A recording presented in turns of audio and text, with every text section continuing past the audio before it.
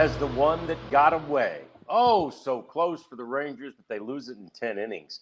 5-2 the final on a P. Alonso walk-off 3-run home run. John Radigan and Jeff Wilson here to wrap up the series, which was a win in the game, which was a loss. There's a lot of sort of negatives that turned into positives and positives maybe that turned into negatives throughout the course of this one. But, as Kat gets us all lined up and going on this thing, Jeff, I think basically you love the fact that you win the series. And I hate to seem greedy, but I'm greedy. When you have a runner at third base with one out in back-to-back innings, got to get him home.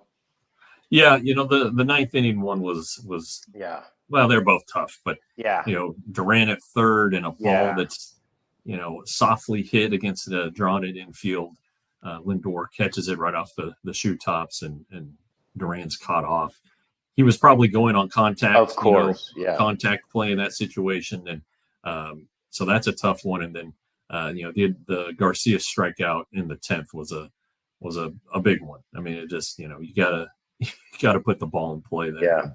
Yeah. He did some good things in his first game back, making that nice catch to end a threat there for the Mets. But you win 2 out of 3. You win a road series, something that you just haven't done a lot this year. You pitched it pretty well. The offense was good for 1 inning, really good for 1 inning. Yeah. In the opener, and then kind of what you expect, honestly, from a lineup that looks like this. You're not going to score a ton. It's just not going to be consistent. But they leave New York. They should be happy with what happened over the weekend. And now opportunity is staring them right in the face. 3 games against Houston, the team that, for the moment at least, is ahead of them in the wild card standings, depending on what the Mariners do. And against the Angels this afternoon, a loss and it's a tie again, and then a win and the Mariners are outright first place. So anyway, a chance to put a serious dent in the deficit that you face for the Rangers. And it's right there, and then you can go take care of it. Yeah, there's a certain amount of controlling your own destiny here because the Rangers have done such a good job to get back into this thing. We thought at the beginning of this run, it was going to come down to not only the Rangers needing to win, but them needing other teams to lose. As it turns out here, though, like if they go in and sweep that series, let's say, they're a game ahead of the Astros. Yeah. Bless you. Thank you. I feel your pain. It's been a rough couple allergy days for me. Yes. Anyway, you're right. And that's this Met series was not the most important one on the road trip. It was when the road trip started, and it remains that way. The Rangers have to win this series. They got to win 2 out of 3. And if they do that, I'm telling you, I think they're going to make the playoffs. Their season softens, or their schedule softens. Mariners, Twins, at Cleveland. Cleveland's a good team. The Marlins are better than expected. The Twins, are sinking as you would expect after what they did at the trade deadline. Yep. So, and then the Astros, after the Rangers leave town, guess what? They get the Mariners. Right. So I mean, it's a hell of a week in the AL West. It's a huge week for the Astros, and I just think right now they're not good enough. I like the Rangers, I like the Mariners better, and I like the Astros, and hope the Rangers prove me right here these next 3 days. Yeah, it could well turn out as we kind of predicted a week or maybe even 2 ago. That the Rangers and Mariners would be making the playoffs and not the Astros. But again, it comes down to what the Rangers do in that game. Now, in this game, one of those negatives that kind of turned into a positive was Jacob Latz, Jeff, who started and amazing. I mean, there was so much traffic and he threw so many pitches in those first 2 innings, and he didn't allow any runs. Yeah. It was, I don't know if it was bad offense by the Mets or, if he was effectively wild or what, but he got through those 2 innings and really pitched well in the third and the fourth, and gave up the leadoff double in the fifth to the number 9 hitter, a run that ended up scoring barely. But so it was good. It needed to be a little better. It would have helped as the way the game unfolded if he had gotten into the 6th inning. Maybe had Cole win for the 6th there. But considering who he's filling in for, and he did it once again. He gave the Rangers a chance to win. Yeah. It was right there for him. So good for him. We'll see what happens next time. There'll be some potential juggling with Tyler Mahle. And anyway, you really can complain, but it's kind of nitpicking about Jacob Lantz today.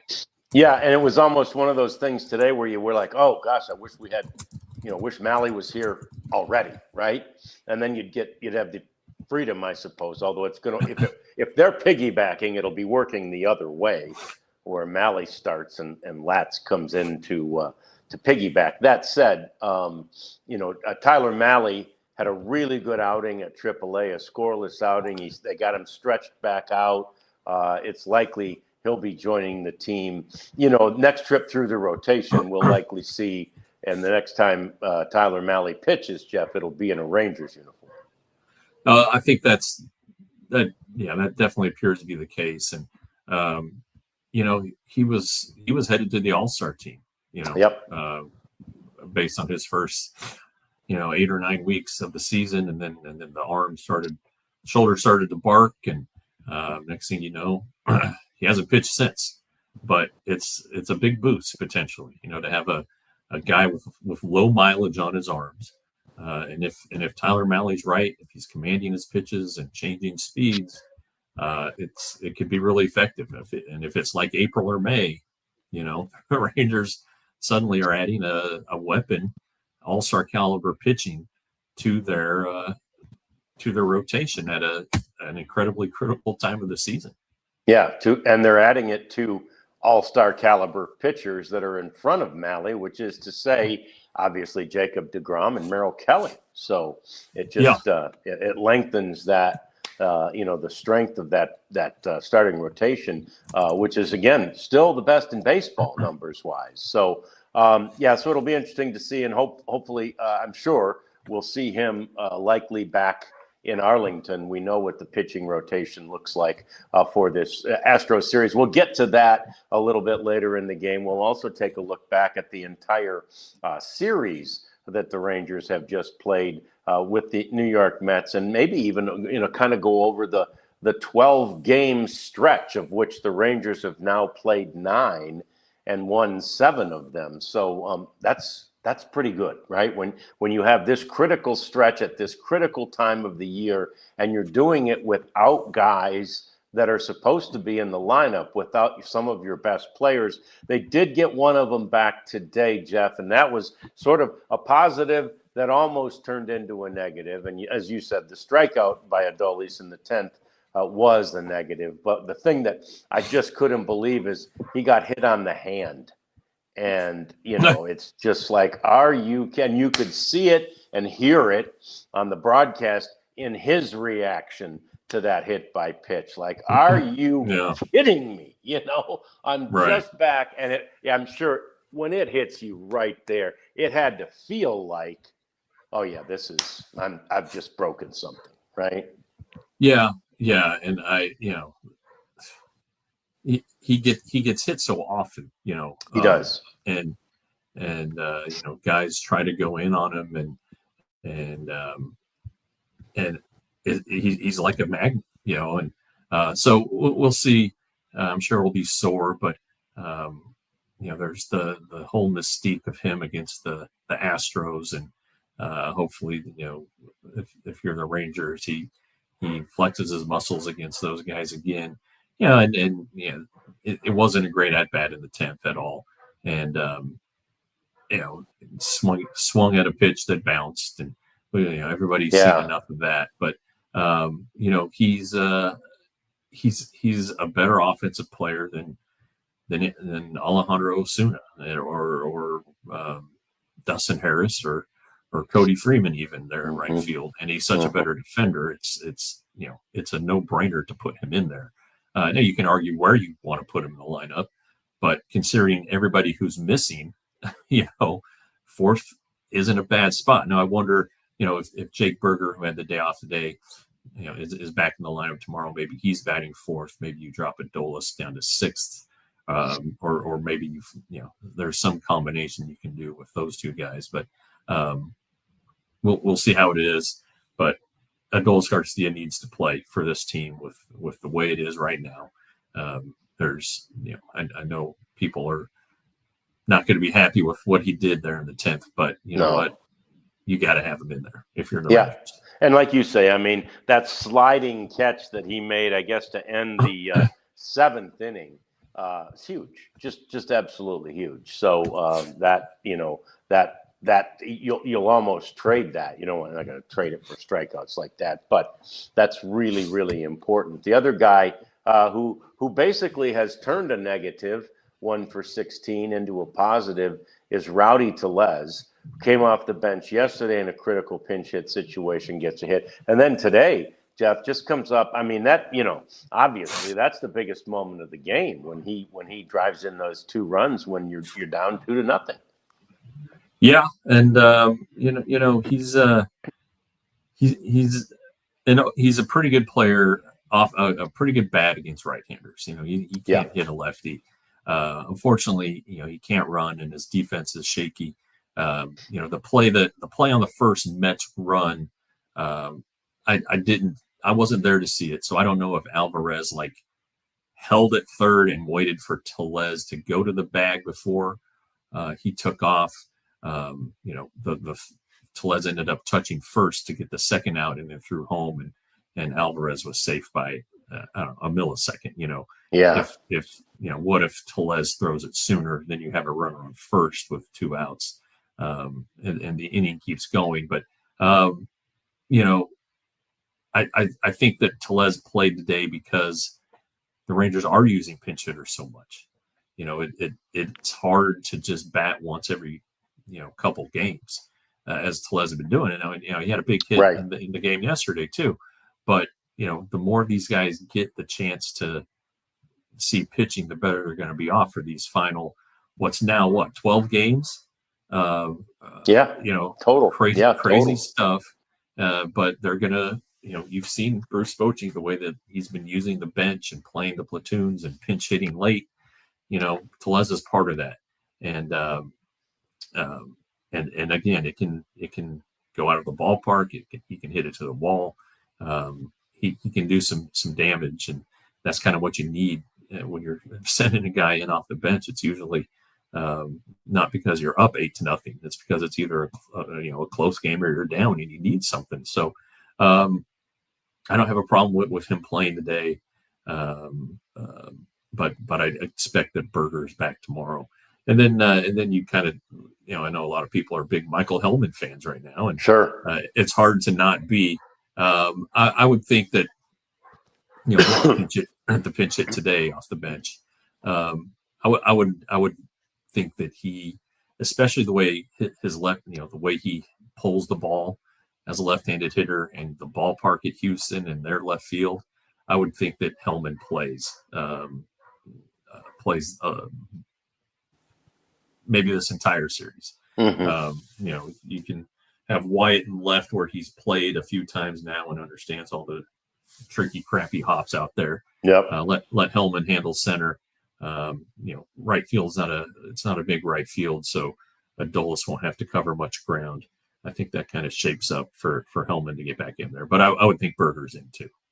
Yeah. Oh, yeah, absolutely. You got to get Jake in there if you can. So that's the series coming up. That's one of the topics coming up for us a little bit later in the show. Up next, we look at some of the injured players and where they stand. Also, we take a look back at this weekend in New York. It's all coming up on the DLLS Rangers podcast.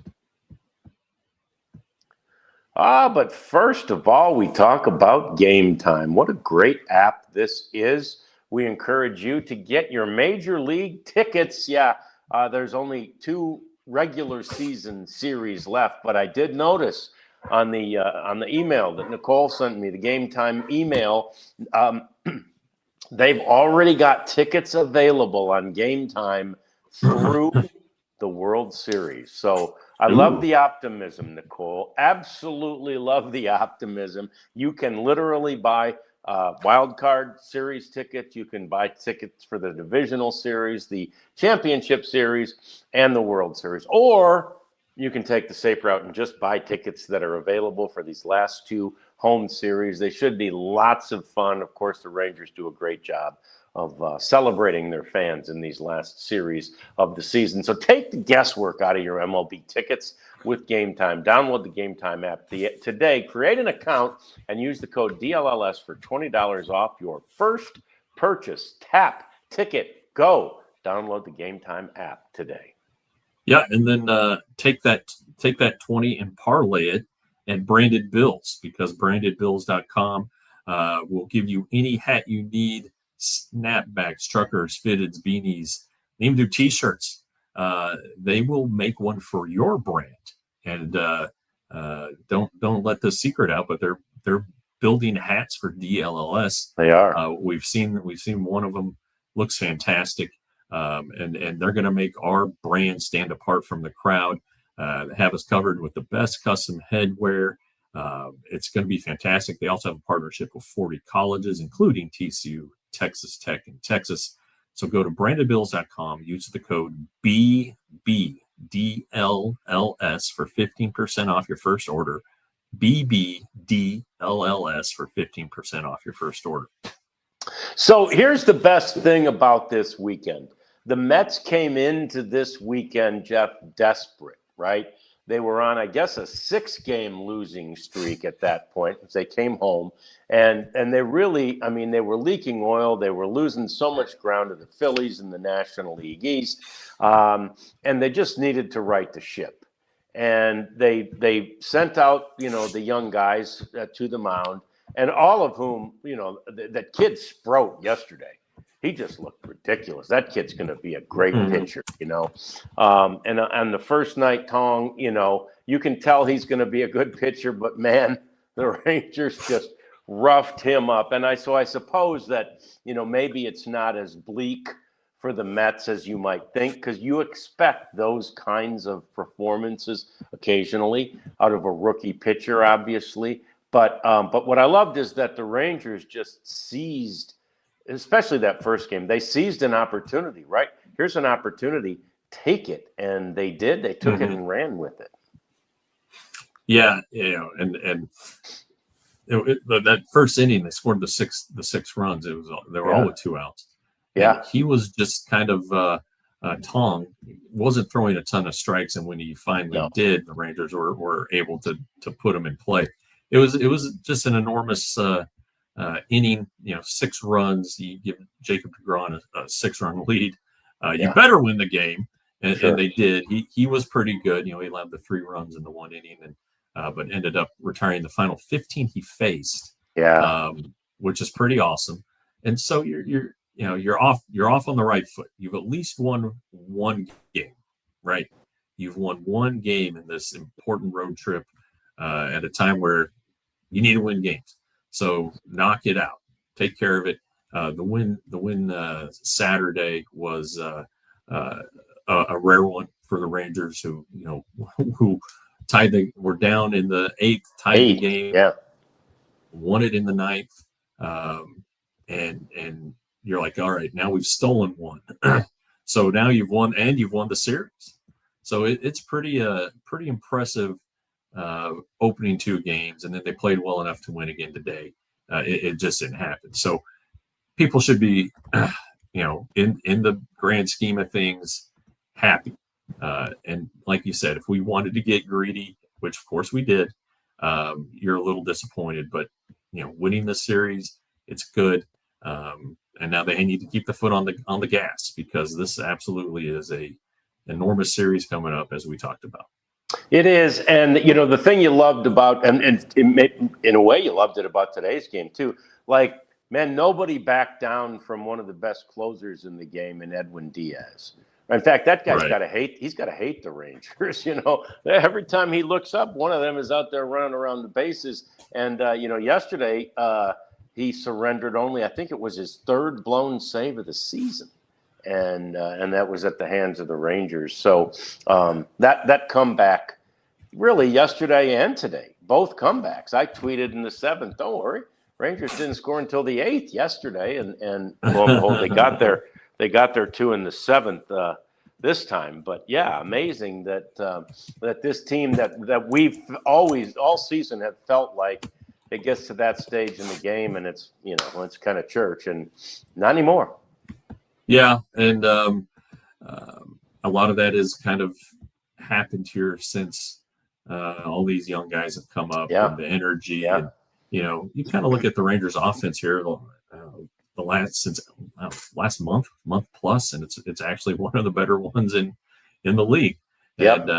And I think a lot of these guys have a lot to do with that. They've also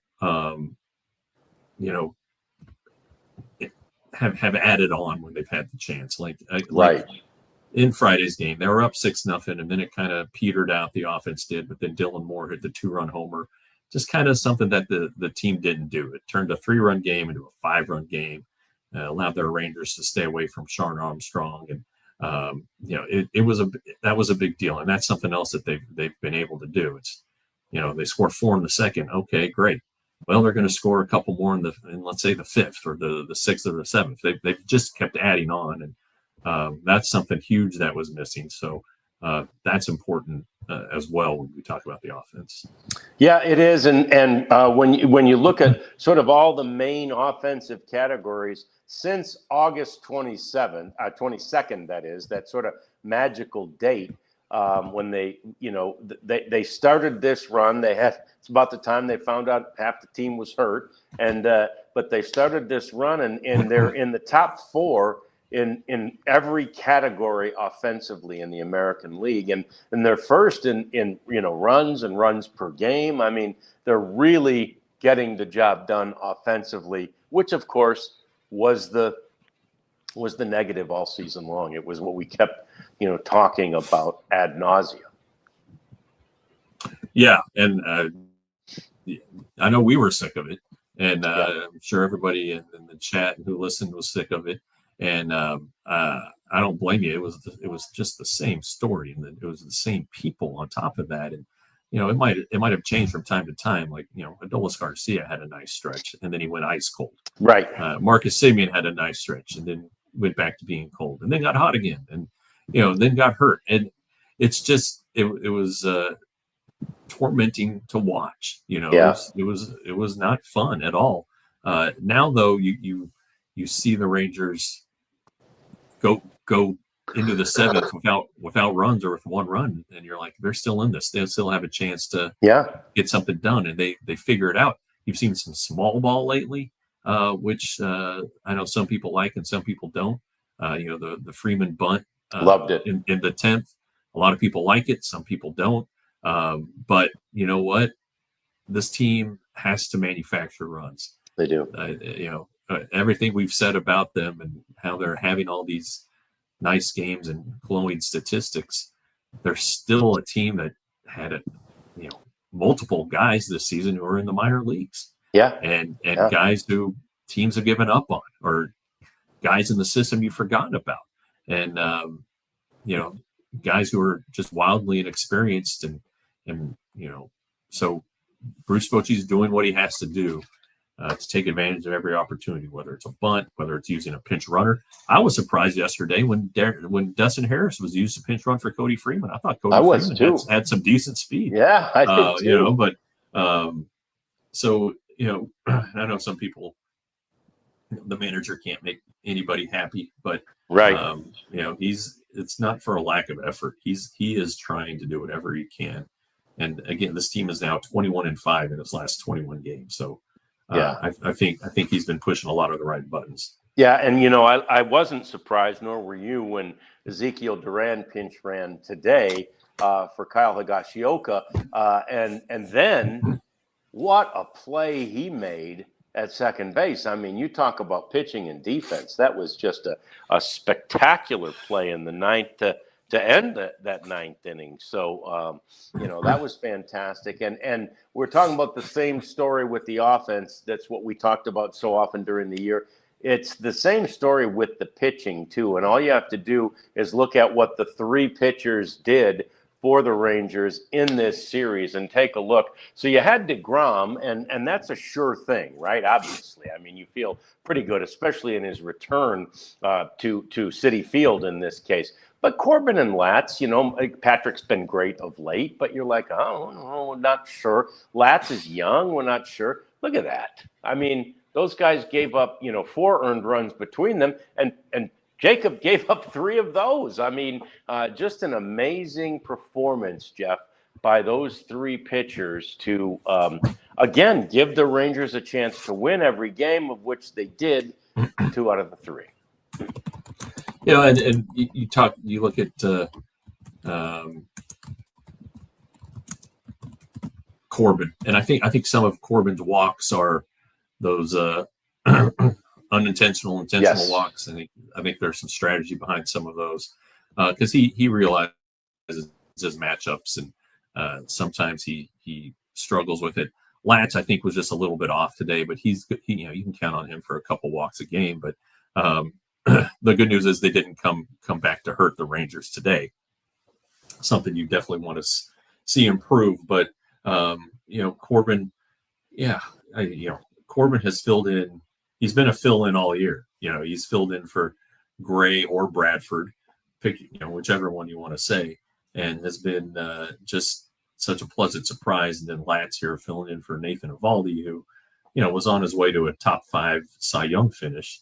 You can't replace that, but Latz, I think, has allowed 1 run in his 4 starts total since stepping in for Nathan. So it's good, and again, I think it's going to be good for a long time. I think he's a guy who should start next season. If the Rangers are looking to overhaul their offense, one way to save money is to put Jacob Latch in your starting rotation because it looks like he can do it. Yes, it won't be perfect. All right, nobody is, but it'll be very serviceable. So, but yeah, and now coming up in the series, the next series, you still have Leiter and Carroll, Kelly to pitch, and then DeGrom. I mean, the Rangers pitching has taken them to this point. It hasn't regressed like everybody thought it would, including me. They're still leading baseball in earned run average. No Rangers team has ever done that. So it's a pretty spectacular season that we're watching. And I know a lot of people were concerned, oh man, the Rangers are going to waste this great pitching. And they very well may. It may very well come down to missing the playoffs by a couple games. And you can point to the offense and all the things that they didn't do and say if they had done this, they would have won that one, and so on and so forth. But it's been a fabulous year for the rotation, and it continues right now, and it needs to continue for the next 12 games. Yeah, for this next series, for sure.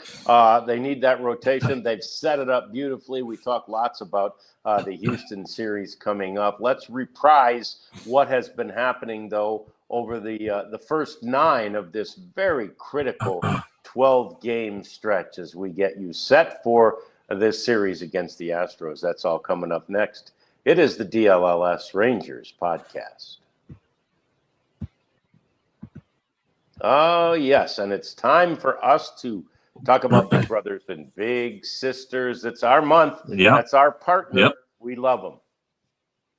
100%. And, we've been talking about them all month, and we had the deal where if you did a super chat, it was a donation straight to Big Brothers and Big Sisters. Anthony Andrew, who was on our show last Monday, he talked about his experience of being a big, and we want you to follow in his footsteps and become a big. Mentorship, as Anthony talked about, it shapes futures, it strengthens communities, drives economic process, and Freddie, his little brother, now a grown man and 32, and has a family and a job, lives out here in Mansfield, is a success story, and he credits Anthony with his help. So it really does work. And together, you can change the odds and build a better tomorrow. Bigs and littles, they hang out for a few hours a month doing normal stuff, like seeing a movie or doing homework, playing games, just going out to eat, just hanging out, just being there, checking in on a guy, making sure he's or a gal, making sure they're staying up on their schoolwork or not having any troubles with any kids or any of their grades or anything like that. Each big and little match is supported by a dedicated match support specialist who's always there to provide resources. So enter your zip code on the site to find local Big Brothers Big Sisters agency in your area, and then complete the online inquiry form. And then upon completion, you will be contacted by a staff member from Big Brothers or Big Sisters. Such a great organization. We really encourage you to be a part of it and to become a big today. And we also encourage you, this is just fun, to join our supporters club. We've had this club since last Monday. So I think you see the tradition and the history involved in being a part of the supporters club. But you know what you can do? You can get it on the ground floor of the supporters club. Someday you're going to tell your grandchildren, I was one of the first 25 people to join the supporters club. And they'll go, really? That's awesome, right? So it's easy, it's cheap, it's fun. You have access to the emojis there that you see on the screen. More importantly, access to special behind-the-scenes videos that we will produce at our studios. So there's only two thresholds, and they're both nice and inexpensive, $15 and $5. So do us a favor and join that supporters club today. All right, so it all began this critical stretch of the season, and the Rangers were already playing relatively well, right? They'd had a winning road trip, which is rare for them. It was a trip, we remember, Jeff, where Jock Peterson had said prior to leaving, we need to go out there and we need to win, 5 or 6 games. And we're kind of like, They won 4, but they did sweep I almost said Oakland again, but whatever the hell they're called, so they did get that. And then, anyway, and then didn't do well out in Arizona. But anyway, then they came home and they had this critical, murderer's row, 2 out of 3 from the Astros at home, a sweep of the Milwaukee Brewers, with the team with the best record in baseball, who, by the way, have since clinched at home. And now 2 out of 3 from the Mets. I mean, you really can't ask for a heck of a lot more during this stretch than what the Rangers have produced. You are correct. And, John, we interrupt this conversation because we have a super chat from our man Rarities.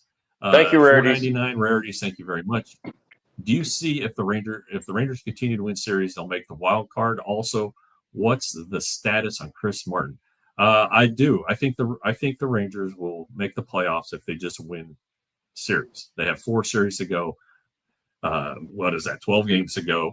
So if they go 2-1, that would be 8-4. I think that gets them to 87 wins. 87 wins is going to look pretty good, especially if 2 of them are over the Astros. So yeah, I would think that would be the case. And it looks like they play the Mariners. So I need to book a hotel room in Seattle just to have on hand in case that happens. And then what's the status of Chris Martin? Well, he left the game yesterday. I love it when Chris leaves injured because he was mad. Oh, he is running hot. Yeah. It was tingling in his hand, which seems to be a nerve issue that a lot of guys. Yeah, I don't know if it's a baseball-wide thing or just a Rangers thing, but my gosh, it seems to happen a lot to this team because then you always wonder about thoracic outlet syndrome and that kind of stuff. I think it's similar to what Cole Winn had recently, not as bad as what John Gray had. They can alleviate it with Botox. You put in a shot of Botox and it blows up and takes the compression out of that area. And it allows everything to flow naturally again, or I don't know how natural it is if you have Botox in your shoulder, but it gives you the sensation you need to throw a baseball. The Rangers don't think it's serious, so hopefully it's not. And because he's a big piece, man. If they'd had him today, there's no telling what that game might have looked like if he had been pitching instead of Luis Curvelo. Yeah, it's true. And look, the reality is what the Rangers did behind him yesterday was fantastic. So when he has to leave angry as a wet hornet, they did a really great job picking him up and then, continuing that comeback victory. But yeah, so those standings, the wild card standings, are very promising.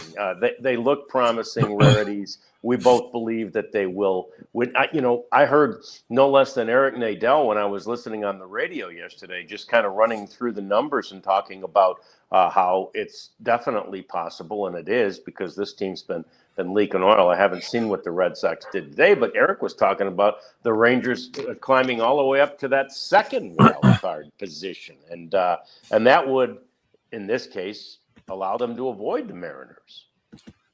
Yeah, the Yankees and the Red Sox are the late game tonight. So that's right. That's right. We'll see how that one plays out. But I don't know. It's just kind of crazy that we're talking about these things. Right. And and it could go the other way. We've seen this team not play well for extended stretches, but the Guardians are just a half a game behind the Rangers in the wild card spot. I mean, that's crazy too.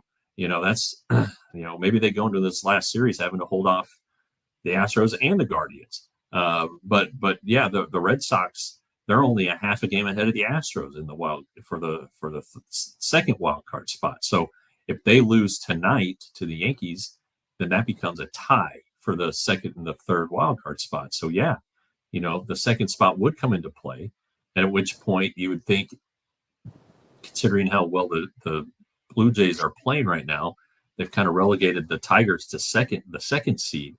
Yeah. See the Rangers at Detroit. Yeah. And they've had some success there this year. Yeah. That's not super scary. It's really not. Especially if Skubal is hurt. I know they right. Think they've avoided some trouble there, but how good is he going to be? Right. Yeah. So there's so many opportunities, and of course it's still not completely out of the question because at the start of play today, I think it might have been Fangraphs or somebody had the Mariners with the 6th most difficult schedule left, and the Rangers with just the 18th most difficult schedule left. Now that they've made it through the Astros once, the Brewers and the Mets, that was the hard part of their schedule that had them, as I think, at the start of this thing, they might have had the first or second hardest schedule left. They've gotten through that very well, and so now their schedule gets a lot easier. And so winning the division isn't completely out of the question. We look at the division standings, and the amazing thing is, you notice I was saying what the Mariners have left, because they're in first place. Because the Astros lost today, they've got that half game lead, and the Mariners are winning. So amazing that it is sort of manifesting what we had talked about. That if the Rangers win the division, Jeff, they're probably going to have to overtake the Mariners to do so, not the Astros. Yeah, and the Mariners aren't losing today. They're up 8-0. All right, they're gonna win. So we can go ahead and just knock the Rangers back another half a game in the West, and that's fine. And as you look further down the road at their schedules, the Rangers and Mariners await the Astros, and then the Astros will go on the road to finish up against the two bottom feeders there in the West. And it sure looks like the Angels have just flat given up. Boy, whereas the A's are still, a little bit dangerous. Still, they'll come out and they'll jump up and bite you and score 6 or 7 runs. So that might be easy, but it is on the road for the Astros. The Mariners, I believe, they still have to play the Royals and the Dodgers. They play the Royals, then the Astros, then they go home and they play the Rockies, and then they play the Dodgers. And again, it looks like the Dodgers are pulling away a little bit there in the West. So that they may be trying to rest players, but Also, Dave Roberts will be of the mindset that, to not affect a pennant race by throwing out just, chum there and for a lineup. Well, and the reality is San Diego's coming to play the Mets, who, despite today's win, aren't playing very well right now. So the Padres could fatten things up. They're only 2.5 back. So yeah, man, it could mean something, obviously, for the Dodgers. So it's going to be very interesting. Yeah, I think I think my point is that you kind of look at the Rangers' remaining schedule, and they have two tough series and two what should be on paper at least not tough series. Yeah. And the two non-tough series are at home, where they've played so well here of late. So another strong home stand will help them, at least stay afloat, maybe gain some ground, and then got to win this Astros series. Right. That's it. It all comes down to that.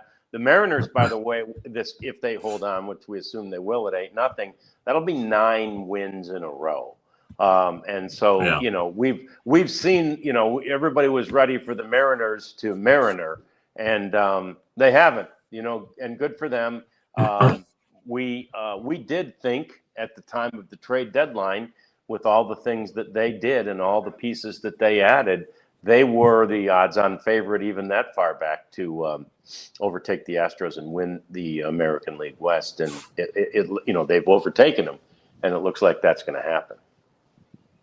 Yeah, and I like it is weird to not see the Mariners falling apart at this time of the year. It is. And maybe that's still ahead of them. I don't know. But, sure. Yeah. I just haven't felt good about the Astros most of the season. I just thought that this might be coming, and who knows? They may hold on. They're a veteran team, even with though some of the faces have changed this year, and they apparently are going to get Isaac Paredes back. Mm-hmm. So that'll help them out a little bit. But now I think that Altuve kind of banged up his foot yesterday, so maybe he's going to be a little bit limited. It's hard to win. Basically, it is hard to be a winning baseball team, and they've done it for so long now. And again, they're guaranteed finish. They're at 500 with 12 games to go, so they are going to finish above 500. But I just don't know that of the 3 teams right now, they're the one I like the least. Yeah, agreed. And so let's obviously we'll be keeping an eye on all of that, and this series is so huge for the Rangers because the season could be the postseason could be dependent upon this series, because right now, frankly, the Astros are the team ahead of the Rangers in those wild card standings, and the reality is too, based on, like you mentioned, what the Rangers have done at home, against 2 teams that are both below 500, there could be a sweep or even 2. We saw back-to-back sweeps at home in that first home stand after the All-Star break this year. Yeah. I mean, it's plausible, John. I mean, it's and then you look at this series against the Astros coming up. The Rangers are going to miss Hunter Brown and Framber Valdez. Right. They're missing the Astros' 2 best pitchers. They're getting Jason Alexander. They're getting Costanza. And then Christian Javier, who has always been an interesting pitcher, but the Rangers took care of him in Game 6 of the ALCS. Yeah. With Seager hitting that home run and kind of setting a tone for that one a little bit, and then or was that Game 7? I don't remember, John. These things just seem to fly by, but I think it was Game 7. Yeah. Anyway, and then TBA, and then maybe a bullpen game. Well, how about You absolutely want to face their bullpen right now. So, sure.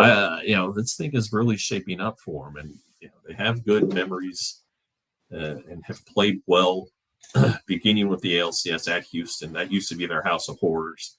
Now it's Seattle, but I don't know. It just a lot of things are lining up here, John.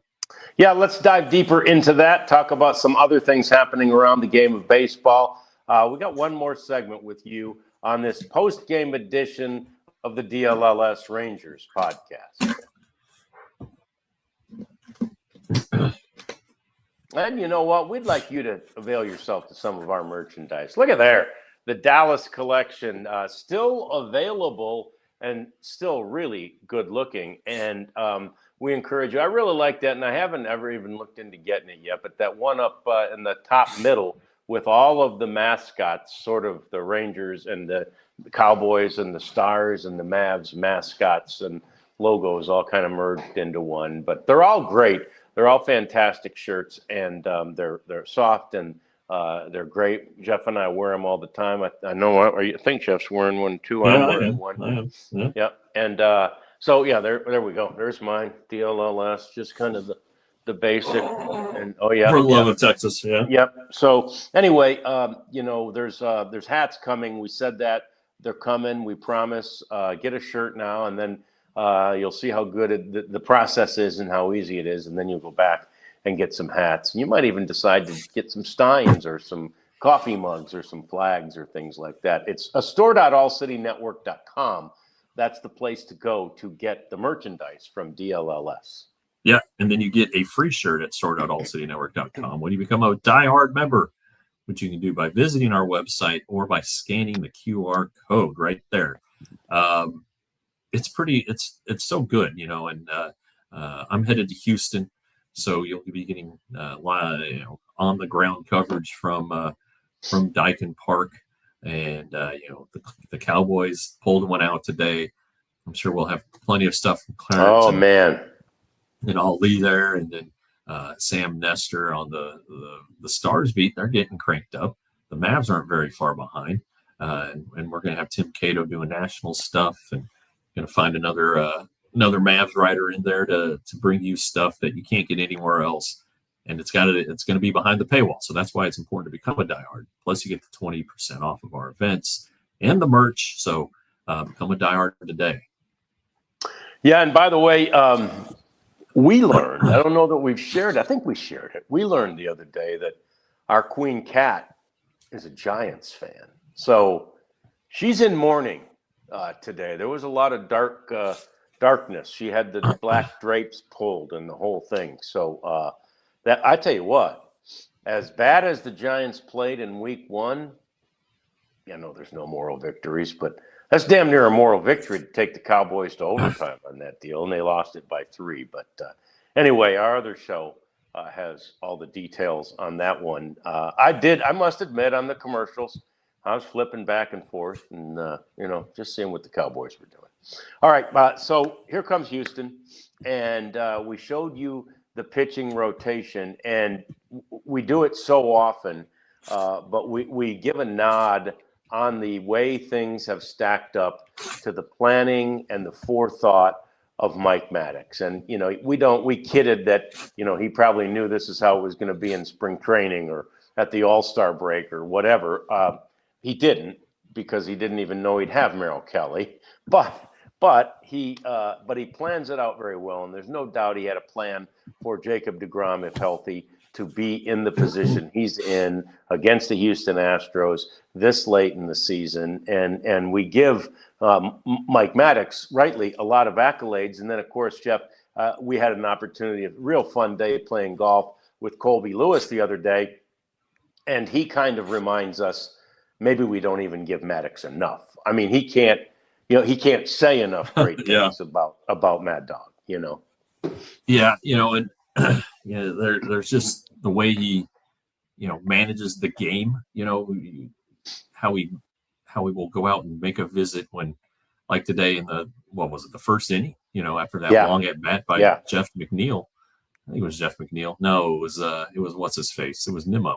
10 pitches, and he went out and gave Lance a breather, and so there are things like that, and he'll go out there and make a pitch selection or something like that. But he also he does the game plan. He's the one who breaks down the hitters and finds their weaknesses. And pitchers from all the teams he's coached have raved about that. That was something that Chris Stratton and Jordan Montgomery were talking about when they came back in 23 and were from the Cardinals, and they were reunion with Maddox. They were talking about how nobody breaks down a game like him. So he does a great job. He gives them confidence. That's the number one thing. It's like, this guy who, Hobie Milner, awful spring, what are you going to tell Hobie Milner on the first day of the season? And it's like, you can get this. You don't worry about that. You've got this. You do what you do. And look at the year Hobie Milner's had. That's just one example. A rookie comes up, nervous as heck, and is making his first start. Mike Maddox convinces him, pumps him up, tells him, hey, you can do this. We brought you here. If we didn't think you could do this, we wouldn't have brought you here at all. So there are just all kinds of ways that he affects this team that he doesn't get enough attention for. And, Colby, of course, when he came back from Japan, Maddox was his pitching coach, and they forged a wonderful relationship. And there's a reason why Colby likes him so much. Yeah, no doubt about it. And I thought Mike Bassick actually brought up a pretty good point. I think it was after the second walk in the second inning when, at that point, Latz really appeared to be laboring, and he'd allowed a single and then the 2 walks to load the bases. And Mike said, it's the way the rules work now. You do have to be somewhat judicious with those mound visits, right? And can you use 2 innings in a row? Because that was my thought when he walked Lindor. I'm like, oh my gosh, Mad Dog, you got to get up there and slow it down for him. But he couldn't, and it was fine. It was fine because Latz got Soto. And he grounded right out to Rowdy Tellez at first base. So. Well, Latz, after his last start here at home, he talked about how his relationship with Mike Maddox and how Mike Maddox has broken it down into the simplest terms of one, cliche, but one pitch at a time. Yep. And just focus on the next pitch. And he threw a lot of them today. Latz did in those first 2 innings, but he never seemed rattled. He found a way to get out of it, and then he kind of took off there. Even in the 5th when he gave up the run, he was fine. So they don't give out pitching coach of the year awards, and I don't know if there are any pitching coaches who are in the Baseball Hall of Fame, but Mike Maddox is one of the best. Yeah, no doubt about that, and it's a definite benefit for the Rangers as they take on these Astros. I think. The amazing thing, I just was looking at the game notes, and they were talking about the upcoming series in Houston. I didn't realize that all the Rangers, and again, this isn't all they need. They need more than this for so many reasons. But if they win one of the 3 games, Jeff, they win the season series and that coveted silver boot, by God. Oh, man. Yeah. Yeah. I don't even know if the players know that they play for a silver boot, to be honest. Promise you. The biggest thing that will indicate is that the Rangers have won the tiebreaker with the Astros, and hey, we got to consider those tiebreakers. You probably have to. It'll be a 3-game deficit. The Mariners. Well, you can't finish tied with the Mariners because they have the tiebreaker. So it's probably a 4-game deficit if you really want to look at it that way. Yeah, no doubt. And the Mariners would really have to fall off a cliff here to fall back. I mean, and I'm not saying that couldn't happen. We've talked about how difficult their schedule is with the Astros, the Royals, and the Dodgers still left on it. They're finishing with a big part of the meat of their schedule. But, the reality is, once again, Rangers just go do what they can do. Take care of their business, and again, the pitching rotation in this series sets up pretty well for them to go ahead and to do that. So, like Jeff said, they also avoid, just by luck and because the Astros didn't set it up as well as Mike Maddox, but they avoid Hunter Brown and Framber Valdez, Well, who they, again, they did face, though, in the last series at home, Jeff, and they won the series. Yeah, I think that when you look at the way things are lining up for the Astros, they were probably looking at the Mariners. At the Mariners, yeah, true. I mean, you probably have to set this thing up, to make it work a couple weeks, 3 weeks, 4 weeks in advance. Just to and where were the Rangers 4 weeks ago? They were way back. Just kind of you can manipulate things with off days, but even with the even then, at least for this upcoming series against the Rangers, Brown and Framber won't be rested in time. So this is working out fairly well for the Rangers. Yep, helps the Rangers a lot. Speaking of those Mariners, Cal Raleigh hit his 54th today, and that ties him with Mickey Mantle for the most ever hit in a season by a switch hitter. And frankly, Jeff, anytime you're tied with Mickey Mantle, or Babe Ruth or Lou Gehrig, I mean, that's pretty rarefied air for the big dumper. Yeah, I think anytime you can, I think you'd probably want to avoid, like, you don't want to be mentioned in the same sentence when it comes to like a bad knee injury, because Mickey Mantle had that terrible knee injury earlier in his career. Yeah. But everything else, I think you'd want to be mentioned with him.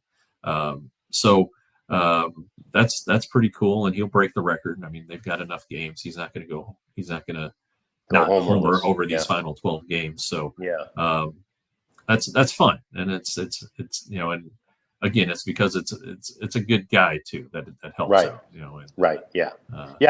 He's an easy guy to root for as long as he's not playing your team that day. Yeah. So let's root for Cal to have a big series at Houston here next weekend. Yes, very big. Like the Astros will really need to rebound after a bad series against the Rangers, and so we'll see. Anyway, so we've got Jeff going to Houston, and as we said, boots on the ground there. And on Monday and Tuesday, we'll be on our normal times at 1:00. Then on Wednesday, is that a night getaway?